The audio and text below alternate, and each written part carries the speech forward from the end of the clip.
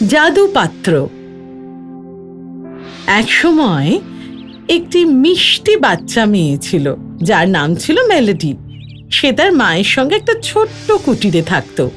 তারা খুব খুব গরিব ছিল, কিন্তু মেলোডি গান গেয়ে তার মাকে খুশি করার চেষ্টা করত।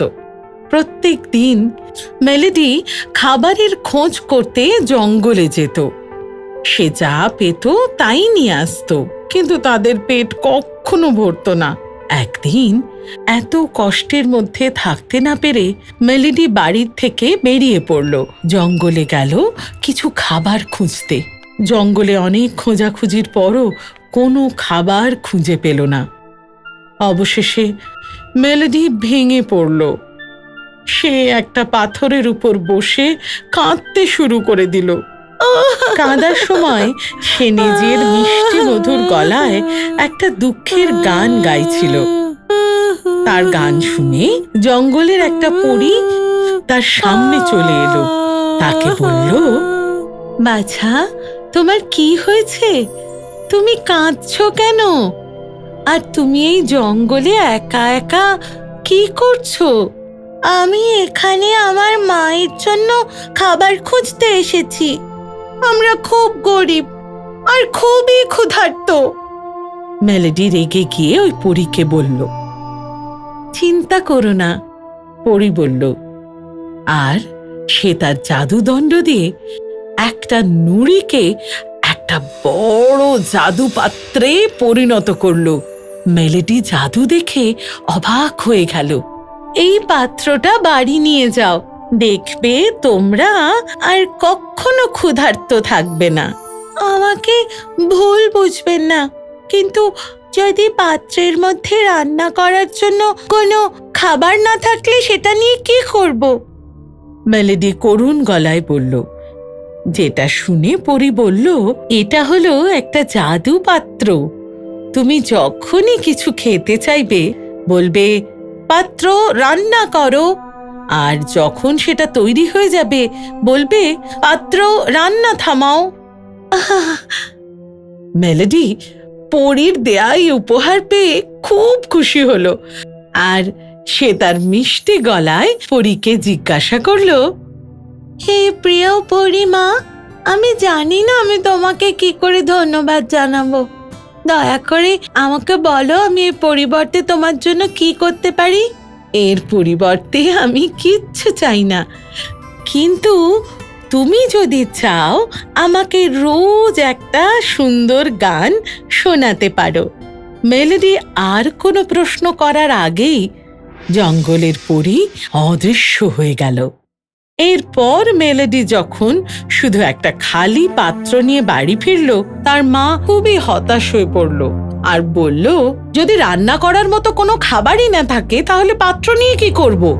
মেলোডি পাত্রটা নিয়ে টেবিলের উপর রাখলো আর বলল, পাত্র রান্না করো।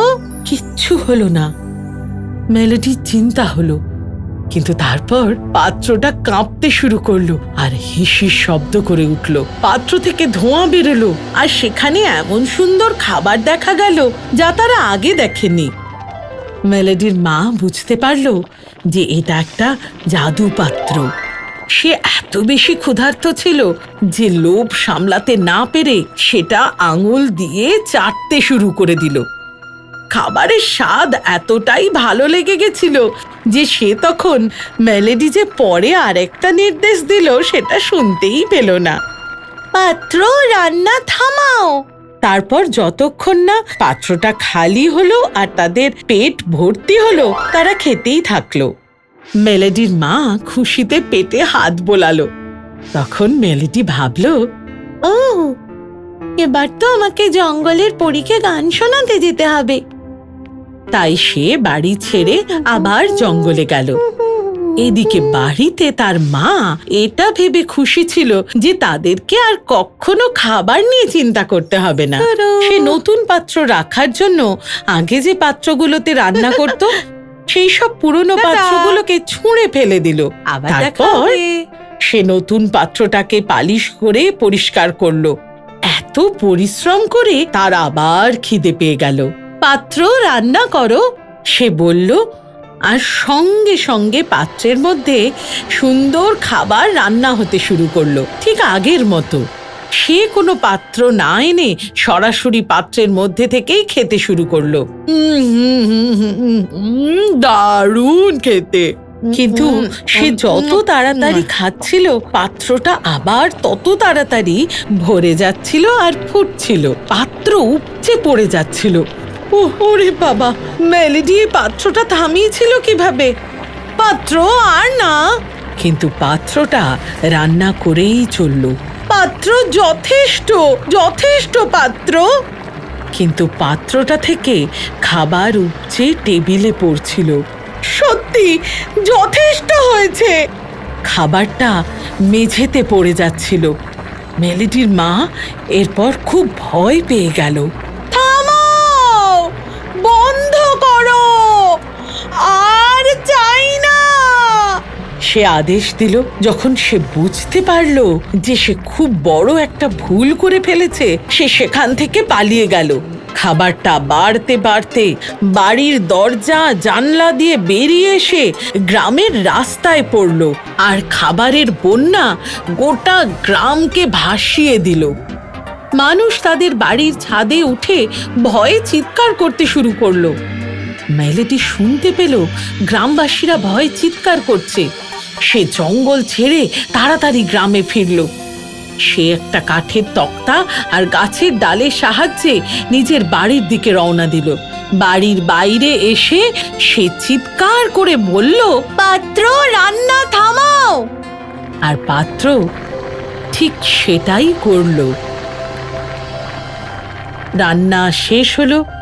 মেলেডি দেখতে পেল সব গ্রামবাসীরা রাস্তায় নেমে এসে ওই সুস্বাদু খাবার খাচ্ছে, একেবারে চেটে পুটে।